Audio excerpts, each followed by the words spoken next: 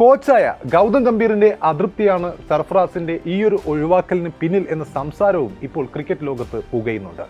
ഇന്ത്യയുടെ ദുരന്തമായ കഴിഞ്ഞ Australian പര്യടനത്തിനിടെ senior താരങ്ങളുമായി Gautam ഗംഭീറിന് പ്രശ്നങ്ങളുണ്ട് എന്ന തരത്തിൽ ആ സമയത്ത് വാർത്തകളുണ്ടായിരുന്നു. ഈ വാർത്തകളൊക്കെയും ഡ്രസ്സിംഗ് റൂമിലെ വാർത്തകളൊക്കെയും ചോർത്തിക്കൊടുക്കുന്നത് സർഫറാസ് ഖാനാണ് എന്ന തരത്തിൽ ആ സമയത്ത് ഗംഭീർ അദ്ദേഹവുമായി അതിനുശേഷം ഗംഭീർ അദ്ദേഹത്തെ ചോദ്യം ചെയ്തു എന്ന തരത്തിലുള്ള വാർത്തകൾ ആ സമയത്തുണ്ടായിരുന്നു. അതിനുശേഷമാണ് കൃത്യമായും അദ്ദേഹത്തെ ടീമിൽ നിന്നും ഒഴിവാക്കപ്പെടുന്നത്. പിന്നീട് അതിനുശേഷം സർഫറാസ് ഖാനെ ഇന്ത്യൻ ടീമിലേക്ക് പരിഗണിച്ചിട്ടേ ഇല്ല എന്നതാണ് സത്യം. പിന്നീട് നടന്ന നമുക്കറിയാം, ഇംഗ്ലീഷ് സീരീസിൽ അദ്ദേഹത്തെ ടീമിൽ എടുത്തിരുന്നില്ല, വെസ്റ്റ് ഇൻഡീസിനെതിരെയുള്ള സീരീസിലും അദ്ദേഹത്തെ പരിഗണിച്ചിരുന്നില്ല. കഴിഞ്ഞ വർഷം നവംബറിൽ ന്യൂസിലാൻഡിനെതിരെയാണ് സർഫറാസ് ഇന്ത്യക്കായി അവസാനമായി ഒരു ടെസ്റ്റ് മത്സരം കളിച്ചത്. അതായത് ഏതാണ്ട് ഒരു വർഷമായി അദ്ദേഹം ടെസ്റ്റ് ടീമിന് വെളിയിലാണ് എന്നതാണ് ഏറ്റവും പ്രധാനപ്പെട്ട കാര്യം. ഇന്ത്യ എ ടീമിൽ പോലും സർഫറാസിന് ഇടമില്ല എന്നത് തീർച്ചയായും അയാളെ ഏറെ ദുഃഖിപ്പിച്ചിരിക്കും. ഋഷഭ് പന്തിന് വേണ്ടിയാണ് സർഫറാസിനെ ടീമിൽ എടുക്കാത്തത് എന്നും ഇരുവരും കളിക്കുന്ന ബാറ്റിംഗ് പൊസിഷൻ ഒന്നായതിനാൽ ഒരാൾക്ക് മാത്രമേ ഈ പ്ലേയിങ് 11-ൽ ഇടം കിട്ടൂ എന്നതൊക്കെ സർഫറാസിനെ എടുക്കാത്തതിൻ്റെ കാരണമായി ചിലരെങ്കിലും പറയുന്നുണ്ടെങ്കിലും അതിൽ എത്രത്തോളം ലോജിക് ഉണ്ട് എന്നതും സംശയമുനയിലാണ്.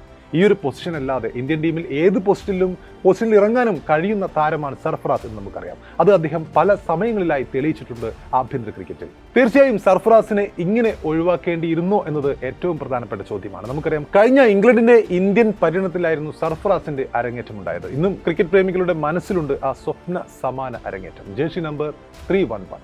അന്ന് നിരഞ്ജൻ ഷാ സ്റ്റേഡിയത്തിൽ മുൻ ഇന്ത്യൻ ക്യാപ്റ്റനായ അനിൽ കുംബ്ലെ സർഫറാസിന് തന്റെ വിലയേറിയ നീല തൊപ്പി സമ്മാനിച്ചപ്പോൾ സർഫറാസിന്റെ പിതാവായ നൌഷാദും സർഫറാസിന്റെ ഭാര്യ റൊമാന സഹൂറും കണ്ണീർ തുടയ്ക്കുന്നത് കാണാമായിരുന്നു. ആ സമയത്ത് അനിൽ കുംബ്ലെയുടെ ആ സമയത്തെ വാക്കുകളും ഏറെ മോട്ടിവേഷനിലായിരുന്നു.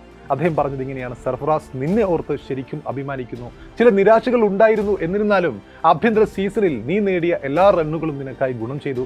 ഇന്ന് നിനക്ക് ഒരുപാട് മനോഹരമായ ഓർമ്മകൾ ഉണ്ടായിരിക്കുമെന്ന് എനിക്ക് ഉറപ്പുണ്ട്. ഇത് ഒരു നീണ്ട കരിയറിന്റെ തുടക്കമാവട്ടെ. നിനക്ക് മുമ്പ് 310 ആളുകൾ മാത്രമേ ഈ ടെസ്റ്റ് മത്സരം ഇന്ത്യക്കായി കളിച്ചിട്ടുള്ളൂ. ഇത് നിനക്കുള്ളതാണ്, നല്ലത് വരട്ടെ എന്നാണ് ആ സമയത്ത് അനിൽ കുംബ്ലെ ആശംസിച്ചത്. അതിന് കാരണമുണ്ടായിരുന്നു അങ്ങനെ ഒരു ആശംസയ്ക്ക്.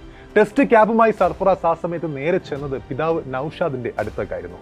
നൌഷാദിന്റെ അടുത്തേക്ക് ഓടി വരുന്നതും കണ്ണീരോടെ കെട്ടിപ്പിടിക്കുന്നതും ടെസ്റ്റ് ക്യാപ്പ് ബലമായി ഞാനിത് നേടിയെന്ന അഭിമാനത്തോടെ തന്റെ പിതാവിന്റെ നൌഷാദിന്റെ കയ്യിൽ പിടിപ്പിക്കുന്നതുമെല്ലാം ആ സമയത്ത് സോഷ്യൽ മീഡിയയിൽ വൈറലായിരുന്നു. ആനിമൽ സിനിമയിലെ പാപ്പ മേരി ജാൻ എന്ന സോങ്ങിന്റെ ബാക്ക്ഗ്രൗണ്ടിൽ ആ സമയത്ത് ഏറ്റവും കൂടുതൽ ഷെയർ ചെയ്യപ്പെട്ട വീഡിയോയും ഒരുപക്ഷെ ആ ഒരു രംഗം തന്നെയായിരിക്കണം. അത്രയ്ക്കുണ്ടായിരുന്നു ആ ഒരു രംഗങ്ങളുടെ emotion. The way his father kissed the Indian cap.